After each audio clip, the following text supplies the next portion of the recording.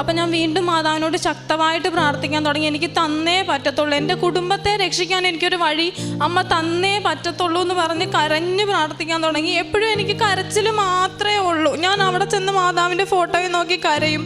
എനിക്ക് ഒന്നും പ്രാർത്ഥിക്കാനുമില്ല. കാരണം എല്ലാവരും, ആർക്കും എന്നെ വേണ്ട, എല്ലാവരും എന്നെ ഇട്ട് തട്ടുക. എവിടെ ചെന്നാലും കളിയാക്കൽ മാത്രമേ ഉള്ളൂ. നാട്ടിൽ പള്ളിയിൽ പോകാൻ പോലും എനിക്ക് പേടിയാണ്. ഞാൻ ഹോസ്റ്റലിൽ നിൽക്കുകയുള്ളൂ, ഇങ്ങോട്ട് നാട്ടിലേക്ക് വരില്ല. കാരണം എനിക്ക് ഞാൻ മൂത്ത ആളാണ്, താഴെ 3 പേരാ. അവൾ പിള്ളേരെ വളർത്തി അതുവഴി നടക്കുക എന്നൊക്കെ പറഞ്ഞ് ഒരുപാട് പേരെന്നെ കളിയാക്കുമായിരുന്നു. അതിനുശേഷം ഓഗസ്റ്റ് 13 ആയപ്പോഴത്തേക്കും മാതാവ് എനിക്ക് കോൺട്രാക്റ്റ് തന്നു. 15-ാം തീയതി ഇന്ന് ഞാനിവിടെ സാക്ഷ്യം പറയാൻ വന്നിരിക്കുകയാണ്.